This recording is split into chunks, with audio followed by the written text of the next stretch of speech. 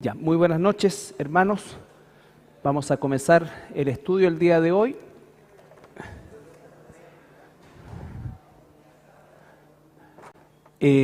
Bueno, saludamos también a todos quienes nos ven a través de la página en internet en www.Iglesia Cristiana La Serena, todos aquellos que en distintos lugares siguen el estudio. Y vamos a retomar donde quedamos la semana pasada.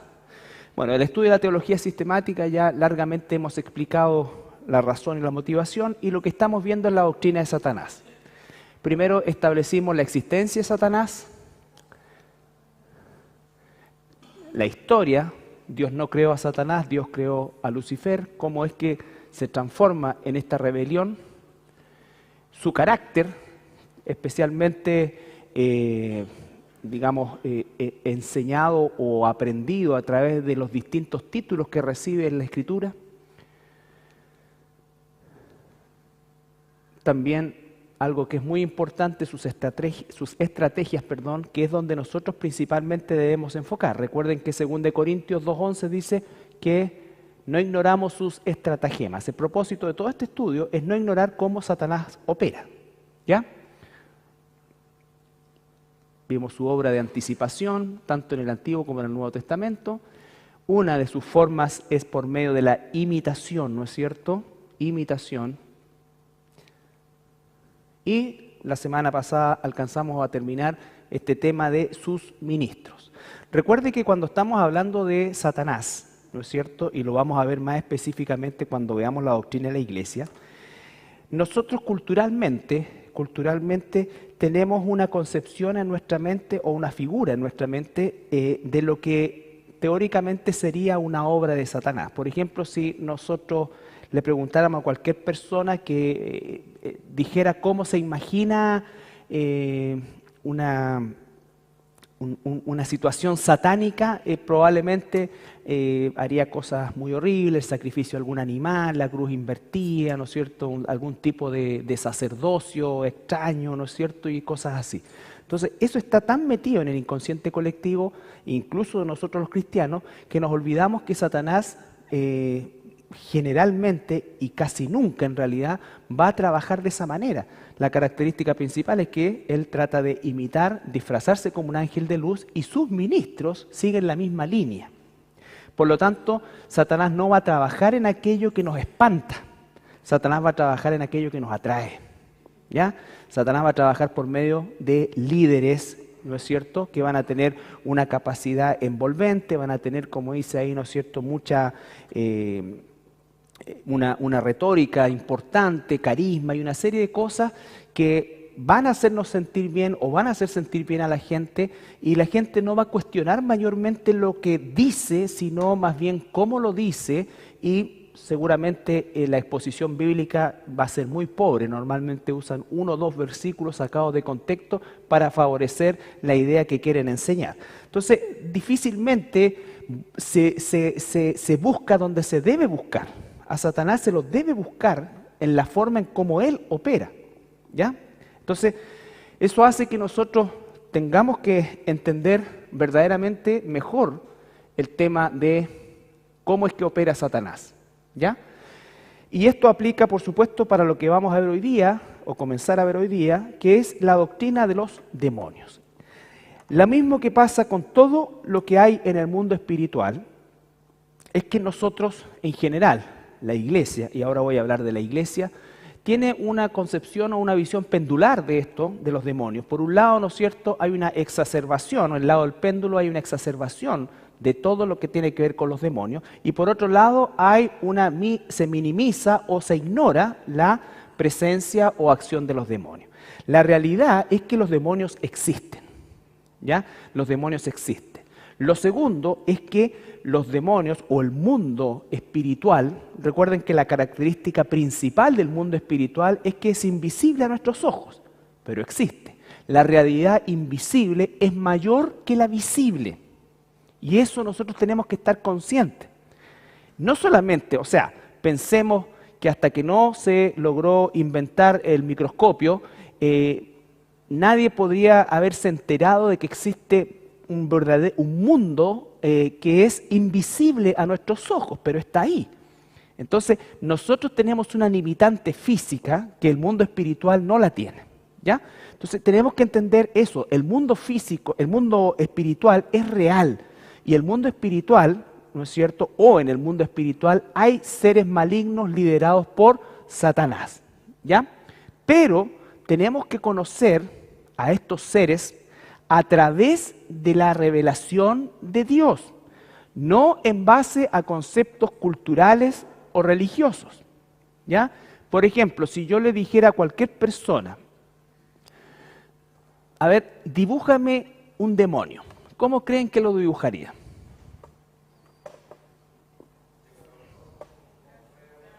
A lo mejor te sacaría una foto, ¿no? ¿Ah? Algo monstruoso, hablemos así, ¿no es cierto? Más o menos, pero algo de esas características. Pero ¿es así? ¿Es eso lo que realmente son los demonios o cómo los demonios operarían? Ya, bueno, para nosotros hoy día eso debe ser algo que nos dé discernimiento, porque estos seres, ¿no es cierto?, no operan de esa manera, operan conforme al modelo de quien los dirige, ¿ya? ¿Quién los dirige? Entonces, la palabra demonio es en el griego daimonion y en el hebreo sair, y en ambas definiciones su significado es espíritu inteligente, ¿ya? Entonces eso es un demonio, es un espíritu, me faltó agregar ahí, caído o maligno, inteligente. Vale decir que no estamos hablando de una cosa etérea, estamos hablando de una criatura que pertenece al reino espiritual y que tiene inteligencia, ¿ya? Eso es un demonio, por definición etimológica de la palabra en sí. Y lo primero, como dijimos, que debemos establecer es la existencia de estos seres. Fíjense que en el Antiguo Testamento hay 16 citas, de las cuales solamente 2 ocupan la palabra sair, que es demonio literalmente. El resto lo ocupa como espíritu maligno, espíritu de abominación y otros nombres y acciones principalmente que representan la actividad demoníaca en aquel tiempo. En el Nuevo Testamento hay 104 ocasiones en que se describe o se nombra o se observa la actividad demoníaca. 104 versos 16. Ahora, dentro de esas 104, 83 de ellas están en los evangelios. Un porcentaje menor en las epístolas y otro porcentaje menor también en el libro de Apocalipsis. Esto tiene una razón de ser. Tiene una razón de ser. Y principalmente, fíjense, 83 de 104 en los evangelios. O sea, no la manifestación, digamos, la exposición de los demonios, ¿no es cierto?, al mundo visible, por así decir, tiene mucho que ver con la figura de Jesús. En Juan capítulo 1, versículo 1 al 5, nos dice: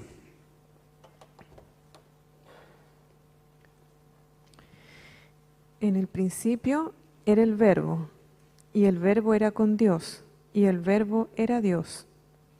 Este era en el principio con Dios. Todas las cosas por Él fueron hechas, y sin Él nada de lo que ha sido hecho fue hecho. En Él estaba la vida, y la vida era la luz de los hombres. La luz en las tinieblas resplandece, y las tinieblas no prevalecieron contra ella. Ya. Aquí hay un elemento que tiene que ver con la presencia de Jesús, de Dios, hecho hombre en el mundo físico, en el mundo humano. ¿Ya? Esto es, no estoy diciendo que no haya actividad demoníaca, incluso la actividad demoníaca seguramente el día de hoy es igual de fuerte que en el tiempo de Jesús. Lo que estoy diciendo es que, supongamos esta sala estuviera o este salón estuviera completamente oscuro, y hubieran 1.000.000 de arañas, 1.000.000 de arañas, pero yo entro con una linternita de 5 watts, ¿ya? ¿Cuántas arañas creen que voy a ver de esas? muy pocas, pero sé que hay muchas más, ¿no es cierto? Ahora, si no sé que hay muchas más, puedo creer que son las que veo nomás. Ahora, si entramos con un foco gigantesco, pero gigantesco, seguramente las vamos a ver a todas. Eso es lo que pasó cuando Jesús vino. La luz vino al mundo y expuso el mundo de las tinieblas que siempre ha estado ahí, pero que al estar la luz, ¿no es cierto?, hacía que se manifestara la tiniebla, se manifestara visiblemente la acción de la tiniebla. ¿Se entiende eso? Por eso es que aparecieron personas endemoniadas, apareció una serie de otras cosas. ¿Por qué? ¿Qué pasa, por ejemplo? Todos conocemos el pasaje del endemoniado gadareno, ya lo vamos a ver, ¿no es cierto? Cuando el endemoniado gadareno ve que Jesús pone un pie afuera de la barca, ¿se acuerdan?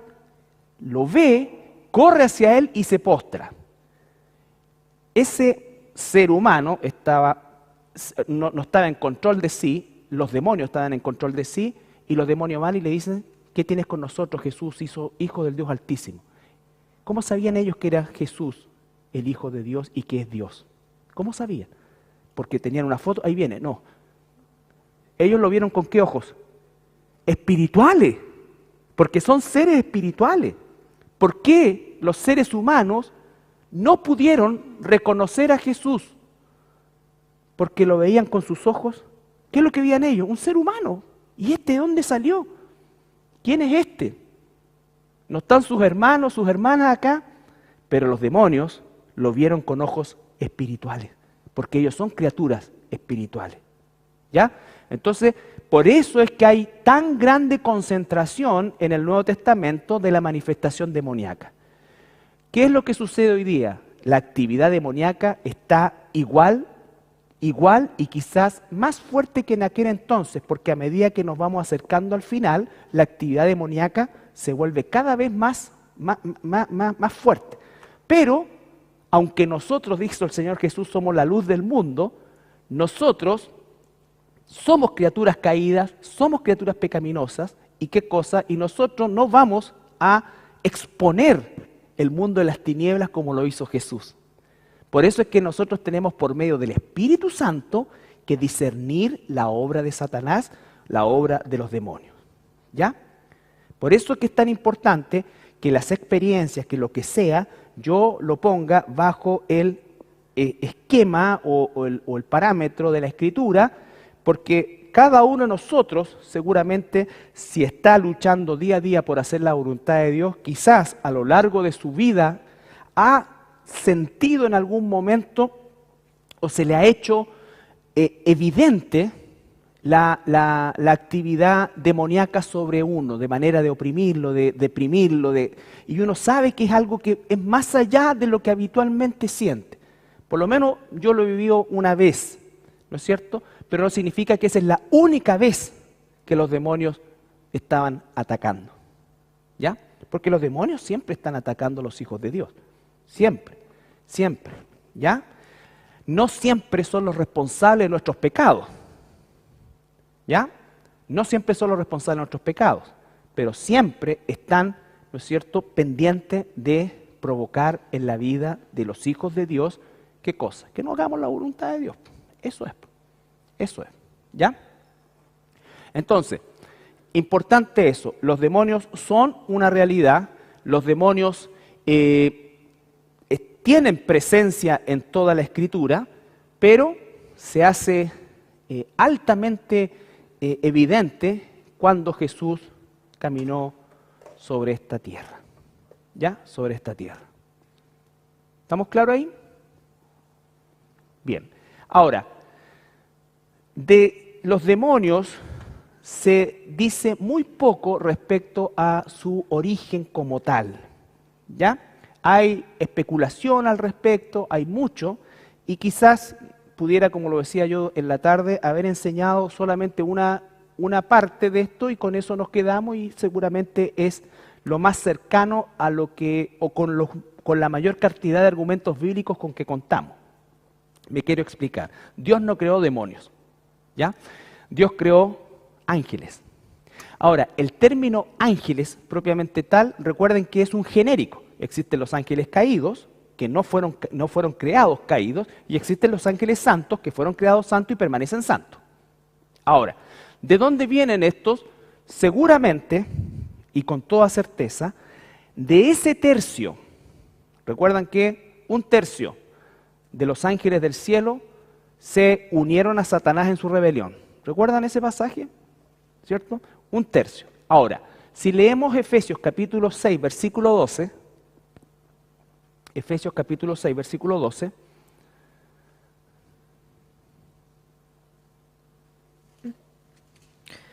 porque no tenemos lucha contra sangre y carne, sino contra principados, contra potestades, contra los gobernadores de las tinieblas de este siglo, contra huestes espirituales de maldad en las regiones celestes. Ese, hermanos, es el único pasaje que hace alusión directa a la batalla, entre comillas, espiritual. Existen más de 40 en los cuales habla de la forma de la batalla espiritual, como por ejemplo las armas de nuestra milicia no son carnales sino espirituales, ¿no es cierto? Resistid al diablo y éste huirá de vosotros. Pero el único pasaje donde se nombra el mundo de las tinieblas contra el cual nosotros realmente tenemos la batalla es Efesios 6:12. Un pasaje, un segmento de 7 versículos, de los cuales uno describe esto y los otros 6 son en base a la armadura de Dios. ¿Cómo es posible que se puedan hacer libros de un versículo con solo especulación? Solo especulación. Lo que nos está diciendo ahí es que el mundo de las tinieblas, estos ángeles caídos, no eran todos iguales, al igual que los ángeles santos. Recuerden ustedes que el término genérico ángeles santos significa que había serafines, seres vivientes, arcángeles, ¿no es cierto? ¿Se acuerdan de eso? ¿Sí? Entonces, hay diferencias entre ellos. Los ángeles que cayeron también dice que hay diferencia entre ellos. Da a entender que de alguna manera incluso hay un ordenamiento jerárquico entre ellos. Pero no dice nada más, no dice cómo combatir a las potestades, ni siquiera las define. Ni siquiera las define. Dice potestades, dominios, principados. Entonces salen una serie de tratados, libros que dicen cómo combatir a las potestades, cómo combatir a los demonios territoriales, cómo combatir a esto, cómo combatir. La Biblia no dice nada de eso. Es más, si nosotros leemos Santiago 4:7, si leemos Santiago 4:7, vuelvo a insistir, no estoy minimizando la actividad bajo ningún punto de vista y menos minimizando la existencia. Lo que estoy haciendo es describir de la Escritura quiénes son de acuerdo a lo que la Escritura nos muestra, y el foco principal de esto no es descubrir o especular en base a la morfología, a los rangos, a los dominios de acción. No, el punto es que debemos saber contra quiénes estamos luchando y debemos tener claridad en qué y cómo es que Dios nos enseña a resistirles. ¿Qué dice la Escritura? Someteos pues a Dios, resistid al diablo y huirá de vosotros. Primera cosa, someteos pues a Dios. Cuando veamos si los cristianos pueden ser poseídos por demonios, alguien que es un hijo de Dios tiene el poder de Dios, dado por Dios para someterse a Dios. Pero el primer paso es sométete a Dios. Primer paso, sométete a Dios. ¿Cómo sé que me someto a Dios? Obedeciendo, ¿no es cierto? Por lo tanto, si yo privilegio aquello que no es de la palabra, porque ¿qué sucede hoy día, hermanos? Por eso es tan importante entender que la actividad demoníaca hoy día es más fuerte incluso que en el tiempo de Jesús, porque está enraizada en el mundo de la iglesia, en el mundo de la iglesia. Entonces, el mundo de la iglesia prefiere dar crédito a las experiencias, que pueden ser incluso reales, ¿no es cierto? Pero de una experiencia no se puede hacer una doctrina. No se puede hacer una doctrina. Acabo de contar, en algún momento de mi vida yo realmente sentí que me estaban ahogando y todas las noches me ahogaba. Yo nunca he sido una persona ni depresiva, ni tampoco, no, en verdad, nunca, ni tampoco temeroso, pero fue un momento y un tiempo de mi vida en que yo sentí eso, ¿ya? Entonces, seguramente hay un momento en tu vida en que tú sientes eso también, que va más allá del simple hecho de estar triste por algo, ¿ya? Pero eso es una experiencia personal. Yo no puedo de ahí decir, mira, cada vez que tú sientas esto, es la mano de Satanás o el pie de Satanás que está... No, fue mi experiencia. Es real, pero no es doctrinal. Ni hablar de toda esta imbecilidad, y perdona que sea así, de que, y aplasto tu cabeza, Satanás. Eso es una imbecilidad y por la bondad de Jehová, el diablo no nos pesca y nos hace turumba. Dice, sométanse a Dios, resistan al diablo. Eso es lo que tenemos que aprender. ¿Cómo le resistimos? Para eso hay una armadura que los cristianos leemos pero no usamos. Resistir al diablo y el resultado va a ser, huirá de vosotros. ¿Para siempre? No, va a volver. Va a volver. ¿Se entiende? Entonces, yo quiero que nosotros seamos bíblicos y además tengamos dominio propio en esto. Mire, de todo tipo de situaciones extrañas se pueden vivir pensando que se está luchando contra Satanás. ¿Ya? Y nosotros no estamos llamados a luchar contra Satanás, estamos llamados a resistir a Satanás. ¿Ya? No podemos culpar a Satanás que te tentó a ti, me tentó a mí. No, ¿sabes por qué? Porque él no es omnipresente. O está haciendo algo contigo o está haciendo conmigo. Normalmente nosotros que somos re picantes, espiritualmente hablando, son demonios los que nos vienen a hinchar. Satanás se preocupó cuando aparece Satanás en todo su, entre comillas, poder. Con Jesús, con Jesús. ¿Ya? Con el apóstol Pablo. Con aquellos en ese sentido. Nosotros a veces decimos que fue Satanás, pero sí, es Satanás en el sentido de que son sus huestes, pero la figura de Satanás no es omnipresente, no es como Dios, que está conmigo, está contigo, está con todos nosotros al mismo tiempo. Esa cualidad o ese atributo no lo tiene Satanás. Él es una criatura, no es omnipresente, no es omnisciente. No lo sabe todo, no está en todo lugar. Por eso es que se vale de agentes, se vale de sus lacayos, ¿no es cierto?, también del mundo espiritual. Entonces, la primera posición, que es la que tiene mayor sentido y que tiene fundamento bíblico, es el hecho de que dentro, veamos 2 de Pedro 2:4, dentro del origen de estos seres, los demonios,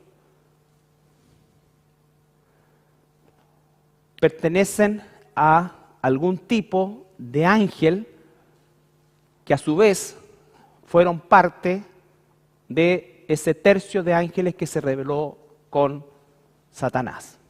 Algunos dicen que son los soldados rasos y hacen toda una militarización de esto y no dice eso la Biblia.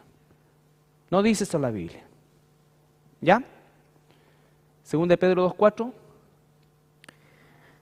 Porque si Dios no perdonó a los ángeles que pecaron, sino que arrojándolos al infierno, los entregó a prisiones de oscuridad para ser reservados al juicio. Ya. Ahora, Apocalipsis 12:7. Tengan en mente 2 de Pedro. 2 de Pedro dice que Dios a los ángeles que pecaron los encerró en prisiones de oscuridad hasta el día del juicio. ¿Serían todos? La respuesta es no.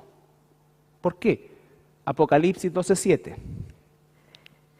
Después hubo una gran batalla en el cielo, Miguel y sus ángeles luchaban contra el dragón, y luchaban el dragón y sus ángeles. Ya. Vemos ahí a Satanás con ángeles caídos, no sabemos de qué tipo, pero ángeles caídos luchando contra el arcángel Miguel y sus ángeles. Por lo tanto, es la puerta. Lo que nos está diciendo esto es que un grupo de ángeles caídos, ¿no es cierto?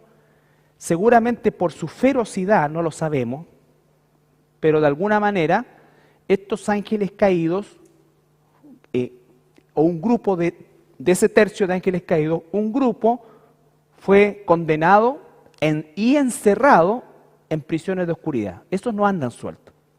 Pero hay un grupo que sí anda suelto y que permanece como príncipe de la potestad del aire. Ahora, en Apocalipsis,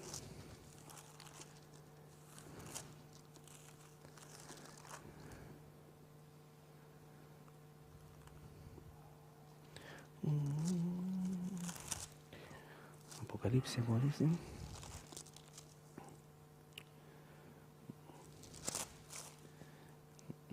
Ya. Apocalipsis 9, capítulo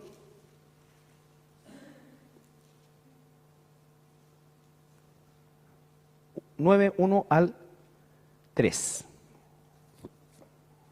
Una de las nomenclaturas que se da a estos seres espirituales de maldad, ángeles caídos, llamados demonios. La palabra demonio no es una definición desde el punto de vista de un título, es una característica. Dice seres espirituales inteligentes, caídos, o seres espirituales caídos de maldad, inteligentes, son inteligentes. Eso es lo que significa demonio. No es un título, no es como arcángel y como ángel. ¿Ya? En términos genéricos son ángeles. Dentro de los ángeles caídos dice que hay principados, potestades, en fin. ¿Ya? Ahora, Apocalipsis 9, 1 al 4. El quinto ángel tocó la trompeta, y vi una estrella que cayó del cielo a la tierra, y se le dio la llave del pozo del abismo. Y abrió el pozo del abismo, y subió humo del pozo como humo de un gran horno, y se oscureció el sol y el aire por el humo del pozo. Y del humo salieron langostas sobre la tierra, y se les dio poder, como tienen poder los escorpiones de la tierra. Y se les mandó que no dañasen a la hierba de la tierra, ni a cosa verde alguna, ni a ningún árbol, sino solamente a los hombres que no tuviesen el sello de Dios en sus frentes. Ahora, nos trasladamos al tiempo de la gran tribulación. Ese abismo en el cual están hasta hoy encerrados esos ángeles, que seguramente son más feroces que los que están sueltos, en el tiempo de la gran tribulación se les va a abrir la escotilla y van a salir a hacer daño, a hacer maldad a todos aquellos que no tienen el sello, ¿no es cierto?, de Dios. Los hombres que no tuviesen el sello de Dios en sus frentes, ¿ya? En sus frentes. Recuerden que la bestia va a marcar o en la mano derecha o en la frente. El sello de Dios va a ir en la frente. Entonces, estos demonios van a dañar solamente a los que tienen la marca de la bestia. Ese es el resumen, ¿ya? Entonces, los ángeles caídos deben constituir, o dentro de los ángeles caídos, hay una parte de ellos que está encerrado, que va a ser liberado en el tiempo de la gran tribulación, y aquellos que no están encerrados son los que están alrededor de la atmósfera y se les llama, ¿no es cierto?, o obedecen al príncipe de la potestad del aire. En las regiones también, como dice Efesios, celeste, ¿ya? Eso es más o menos el origen de los ángeles. Hay una segunda posición que no la vamos a analizar en profundidad, porque en realidad es más bien de carácter místico que real, que dice que estos espíritus malignos serían los espíritus malignos de los gigantes que vivieron en el periodo prediluviano, ¿ya? Ahí tendríamos que citar el libro de Enoc y otros escritos que no se desautorizan como una posible verdad, pero no son canónicos. Entonces no podemos tomar de ahí una doctrina propiamente tal, ¿ya? Y entonces entraríamos a imaginar muchas más cosas. Pero existen algunos elementos que pudieran de alguna manera dejar ver que estos seres, que fueron definitivamente una raza híbrida que tenía parte de ángel y parte de ser humano, que tenía características realmente monstruosas, finalmente no caben en ninguna categoría, porque no son ni seres humanos ni son ángeles caídos, ¿no es cierto? Y además de eso, solamente para leer Isaías 22:14, que habla de los Refaim,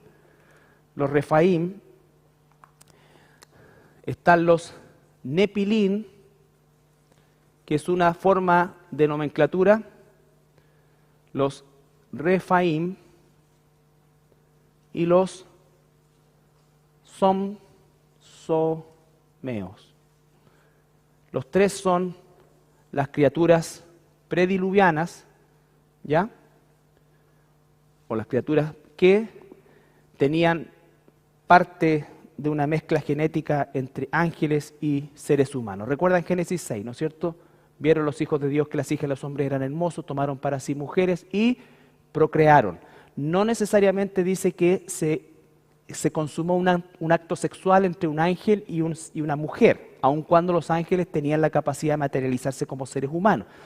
Pero el tema es que de alguna forma hubo una mezcla de especies, estoy hablando en términos genéricos, ¿no es cierto? Una mezcla de especies, y esa mezcla de especies dio una raza híbrida, ¿no es cierto?, totalmente degenerada desde el punto de vista de ni que pertenecían al reino espiritual ni pertenecen al reino físico, tienen una parte o algo de ambas. Y dice que estos seres, los Refaim, en Isaías 26:14, la palabra o la expresión dice que dice ahí fallecieron, ¿ya? Muertos son, no vivirán, fallecieron. La palabra fallecieron ahí es la palabra Refaim, es una palabra que se relaciona con estos gigantes, ¿ya? Por favor. Muertos son, no vivirán, han fallecido, no resucitarán, porque los castigaste y destruiste y deshiciste todo su recuerdo. Ya. Entonces, ¿qué es lo que dice? Que estos seres, estos Refaim, no van a resucitar. Todos los seres humanos, salvos y no salvos, resucitaremos, ¿no es cierto? Y ningún ser humano, ningún ser espiritual pasará por la muerte física porque no tienen cuerpo. ¿Ya? Entonces, estos seres no resucitarán. Y de alguna manera, como eran una mezcla híbrida, tenían una parte no física que la aportaban los ángeles y una parte física que la aportaban los seres humanos. La teoría dice que la parte no física que aportaron los ángeles caídos, ¿no es cierto?, serían los demonios. ¿Ya? Como sea, y esto es, podríamos haberlo saltado, no es para confundirnos, es solamente para que sepan que existe eso, porque de repente la gente se mete, la hermandad se mete en internet y agarra cualquier cosa. Prefiero que lo sepan por aquí. En concreto es, esos ángeles caídos son seres espirituales, ¿no es cierto?, cuyo origen en verdad no está claro, porque además no es el interés de Dios. Lo que sí es seguro que Dios no los creó como tal, y lo que sí es seguro es que de alguna manera pertenecen a ese tercio de ángeles caídos, ¿no es cierto?, que se rebelaron junto con Satanás. ¿Ya? Ahora, ¿qué es lo que realmente nos interesa? Su actividad, cómo operan. ¿Por qué? Porque en la medida que conozcamos cómo operan, vamos a poder, a través de la instrucción bíblica, resistirle. No olvidemos Santiago 4:7. Someteos a Dios, resistid al diablo, y éste huirá de vosotros. Todo aquello que se escribe para diferenciar las formas de atacar, expulsar, aplastar, atar a tal o cual demonio es mentira. Porque si la armadura de Dios sirve para resistir al diablo, sirve para todo. No necesitamos tener categorizaciones de esto, eso es mentira. Eso es mentira, no existe una forma de hacer un conjuro para eliminar estos demonios territoriales. Tú tienes el demonio de inmoralidad, tú tienes el demonio de esto. No, la forma de resistirlo es igual. Resistid al diablo y éste huirá de vosotros. ¿Ya? Características. Los demonios son criaturas espirituales, como dijimos, de características y tienen características de personalidad. Son criaturas responsables de lo que están haciendo. Ellos no son inocentes. Ellos son criaturas responsables. La teología les llama agentes morales responsables, que tienen que responder por sus actos. ¿Ya? Ellos tienen un intelecto y muchísimo más desarrollado que nosotros. Por ejemplo, en Lucas 8:26 al 39, vemos cómo ellos establecieron una conversación con Jesús. ¿No es cierto? Una conversación con Jesús.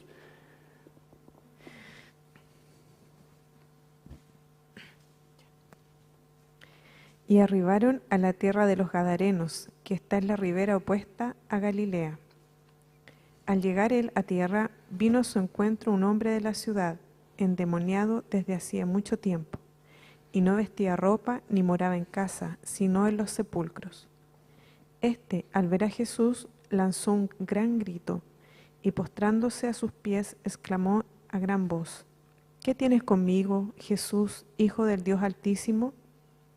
Te ruego que no me atormentes. Porque mandaba al espíritu inmundo que saliese del hombre, pues hacía mucho tiempo que se había apoderado de él, y le ataban con cadenas y grillos, pero rompiendo las cadenas era impelido por el demonio a los desiertos. Y le preguntó Jesús diciendo: ¿Cómo te llamas? Y él le dijo: Legión, porque muchos demonios habían entrado en él. Ya, hasta ahí nomás. Entonces vemos que ellos reconocen a Jesús con su visión espiritual, ¿no es cierto? Ven que ese hombre que es un judío igual que todos los otros, es Dios. Ellos corren. Los seres humanos que estuvieron con Jesús nunca reconocieron que Él era Jesús hasta que el Espíritu Santo viene, hasta que nos dan visión, por decirlo de alguna manera, espiritual. Pero antes es imposible porque estamos limitados por nuestros ojos físicos. Lo que ellos veían era un ser humano normal. ¿Cómo siendo un hombre, todavía no tienes ni 50 años y dices que fuiste antes de Abraham? ¿No es cierto? Pero los demonios sí lo ven y dicen: este es Dios. Este es Dios. ¿Ya? Ellos tienen intelecto. Ellos conocen la verdad. Santiago 2:19. Ellos conocen la verdad.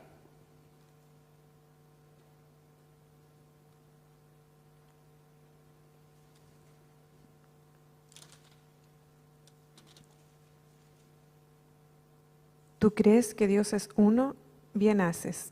También los demonios creen y tiemblan. También creen, saben la verdad. Por eso es que cuando ven a Jesús van y se postran delante de Él. Entonces, como saben la verdad, también tienen la capacidad de torcerla y producir doctrina falsa. Doctrina falsa. La forma en que mayormente está trabajando los demonios el día de hoy es torcer y producir doctrina falsa. Estamos llenos de falsa doctrina. La gente, porque le suena bien, porque se siente bien, incluso porque es bueno para alguien, lo hace, aunque no tenga fundamento bíblico, aunque no tenga ningún fundamento bíblico. ¿No es cierto? Entonces, nosotros tenemos que discernir, nosotros tenemos que saber, la actividad demoníaca es feroz. No es evidente para nosotros, pero no necesita ser evidente para nosotros porque nosotros andamos por fe y no por vista. Dice la Escritura, ¿no es cierto? Entonces, ¿qué es lo que tenemos que hacer? Tener discernimiento, saber cómo opera. ¿Cómo opera? ¿Opera en las cosas que me asustan? No, opera en las cosas que me atraen. Opera en las cosas que me atraen, no en las que me asustan. ¿Ya? 1 Timoteo 4:1. Pero el Espíritu dice claramente que en los postreros tiempos algunos apostatarán de la fe, escuchando espíritus engañadores y a doctrinas de demonios. Doctrinas de demonios. Doctrina de demonios. ¿Cómo es que los demonios llegan a producir una doctrina? Torciendo la verdad. Torciendo la verdad. ¿Recuerdan los dos principios cuando partimos? Desacreditar la palabra de Dios, imitar la obra de Dios. Ellos no desacreditan la totalidad de la Biblia, ¿no es cierto? Y tampoco niegan la existencia de Jesús. Pero si pueden poner a Jesús en segundo o tercer lugar, habrán triunfado. Si pueden decir que en la Biblia hay partes que no es verdad, habrán triunfado. Si pueden tomar un versículo aislado de la Escritura y hacer una doctrina de eso, que vaya en contra de toda la teología, el resto de la teología sistemática de un tema en cuestión, entonces lo habrán logrado. ¿Ya? Ellos también tienen emociones. Santiago 2:19, lo acabamos de ver, ¿no es cierto? Dice que ellos saben que Jesús existe, ¿no es cierto? Creen en la existencia de Jesús, saben que es Dios y tiemblan. Ellos saben y tienen emociones en eso. Mateo 8:29.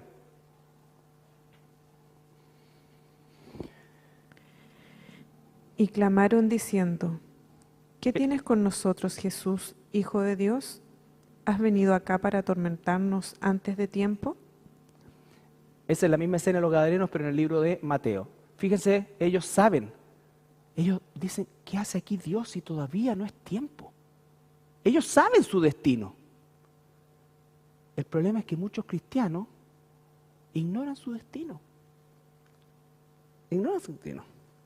El mundo ignora su destino. ¿Qué te va a pasar cuando te... Bueno, no sé, pues me convertiré en esto, no sé, pues si allá arriba hay alguien bueno, ahí verá, si me deja entrar, no me deja entrar.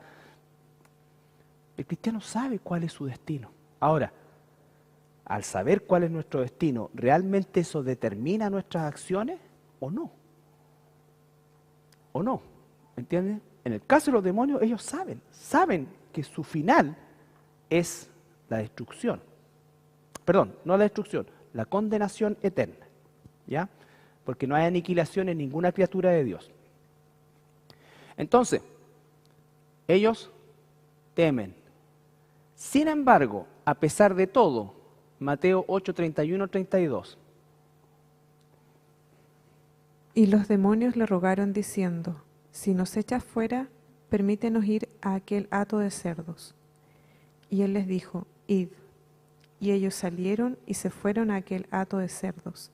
Y aquí todo el hato de cerdos se precipitó en el mar por un despeñadero, y perecieron en las aguas.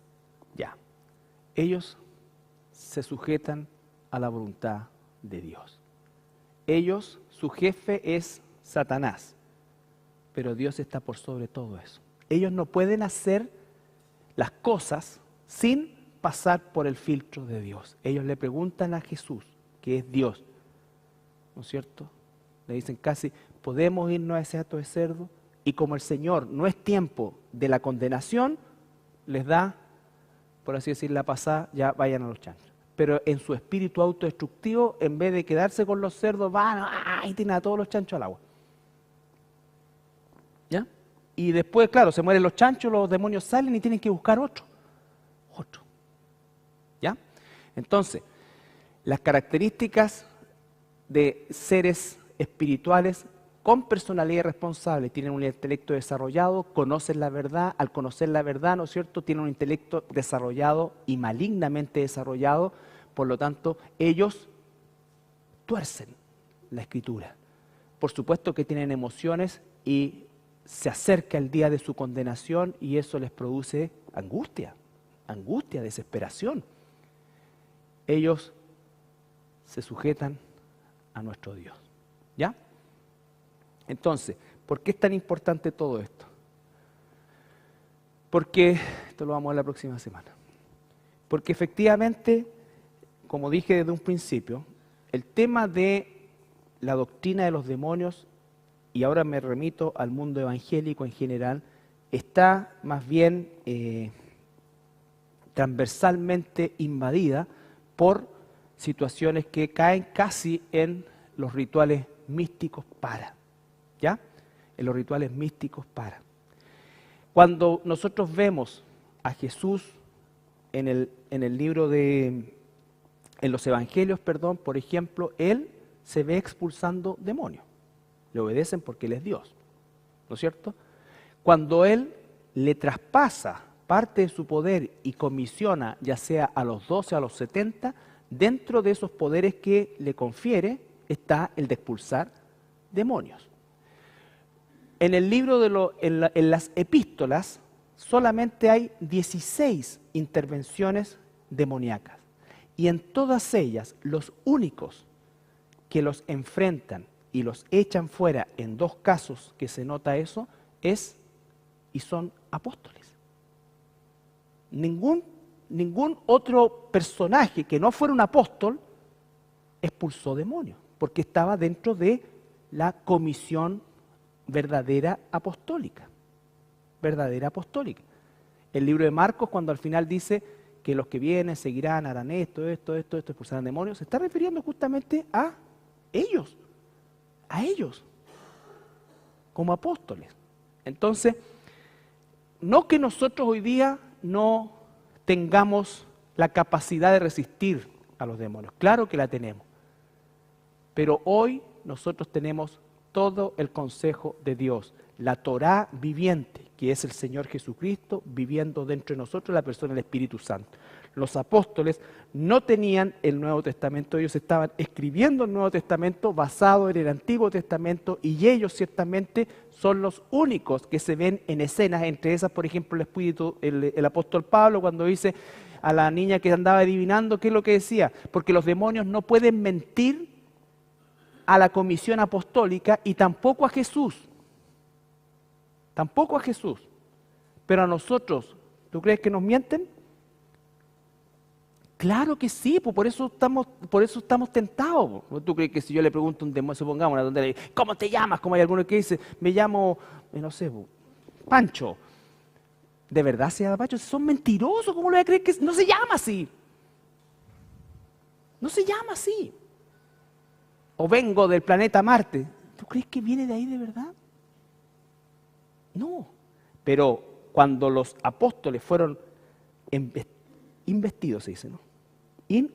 No, investido es pegarle un pencazo. No. Investido, eso es. El oficio apostólico venía todo eso. Ellos discernían, ¿no es cierto?, de una manera distinta. Pedro sabe que Ananías y Zafira están haciendo una cosa fraudulenta con su casa, y ellos mismos incluso dicen, porque de qué otra manera puede ser, ellos ejecutaron por obra del Señor a Ananías y Zafira. La pregunta es, ¿nosotros tenemos esa potestad, ese poder? No, ellos eran los apóstoles. Ellos eran los apóstoles. Pedro pasaba y la sombra de Pedro, no importa si ese día Pedro desobedeció o obedeció a Dios, la sombra de Pedro era parte del oficio, de todo lo que Dios les dio. No tenía ni siquiera que ver con su condición como tal, era un oficio único, único. Ellos en verdad sanaban, como decimos nosotros, a piacere. No había nada que se les resistiera. No tengo plata ni oro, levántate, no importa que tengas 20 años de inválido, te paras y sales corriendo como Usain Bolt. No salía, no es esto. ¿Me entiendes? No es, está caminando. No, sale corriendo con sus músculos como si fuera el mejor atleta.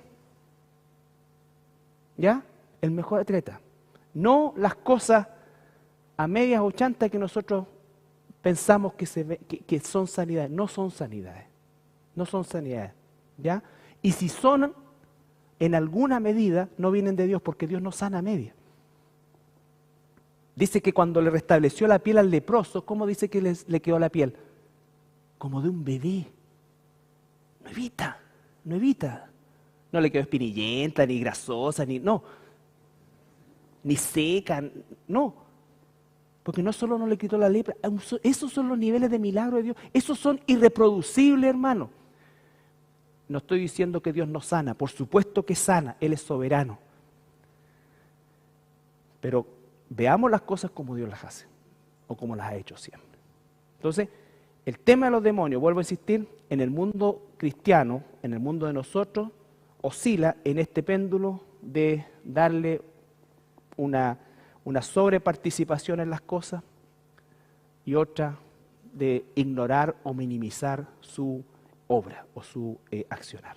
Debemos buscar el equilibrio, y la única cosa que nos puede dar ese equilibrio es la palabra de Dios, para saber efectivamente a quién nos enfrentamos y para efectivamente saber cómo resistirle. Nosotros estamos interesados mucho en por eso todo esto es una pincelada, porque además no hay más. No hay más del origen. Cualquier cosa que se quiera decir aparte de lo que está aquí, no. Como les digo, un solo versículo en toda la Biblia, Efesios 6:12, habla de contra qué tenemos lucha. Y a partir de Efesios 12, uno encuentra cada barbaridad de libros de guerra espiritual, rompiendo cadenas y matando a los demonios generacionales y toda esa basura, porque es basura finalmente, porque es doctrina torcida. Y con esto no estoy desconociendo nada de la obra del diablo. Lo que estoy diciendo es que nosotros hemos sido los mejores promotores de la obra del diablo. Y la gente viene a que uno la libere. Y entonces cuando después le lee Santiago 1:4, sométanse a Dios, no les gusta porque ¿qué es lo que esperan? Alguien que les haga algo. Sí, que le pegue su par de... Bueno, me encantaría pegarle un par de cachetazos y decir, sale miércoles. Porque les gusta esa cuestión. Po. Pero si tú le decís sométete a Dios, ya, y eso nomás. De verdad se lo estoy diciendo, es así. ¿Ya? Bien, estamos. ¿Alguna pregunta? ¿Alguien que le quiere que lo libere?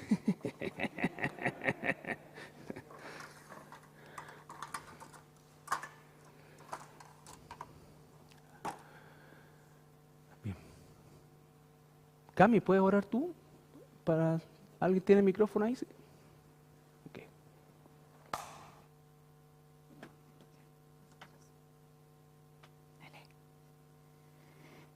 Buenas tardes, Señor. Les saludamos en esta hora para darle las gracias por este estudio, Señor. Darle gracias porque usted nos trae hasta aquí, provee todo lo necesario y más para que podamos reunirnos, Señor, en su amor.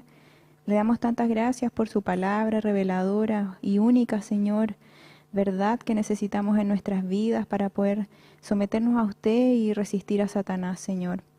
Para que huya de vosotros y podamos estar firmes en el camino que usted ha diseñado para nosotros, Señor. Agradecemos, Padre, al pastor, su palabra. Agradecemos también poder transmitir este estudio a quienes están lejos y no pueden acercarse a nuestra iglesia, Señor. Oramos para que en esta tarde tú nos acompañes a nuestros hogares, para que no permita, Señor, que el enemigo nos tiente, sino que sigamos fuertes, Señor, y adelante en este camino de la fe, este camino, Señor, que es eterno, que nos lleva a salvación, Señor, y que nada puede reemplazarlo, Señor. Gracias te damos por tu rescate, por tu palabra de hoy, y rogamos por todos nuestros hermanos que no están acá, Señor, pero que nos están escuchando, para que tú les bendigas y también los protejas donde se encuentren. Gracias, Señor, le damos por esta tarde y oramos en el nombre de tu Hijo Jesús. Amén.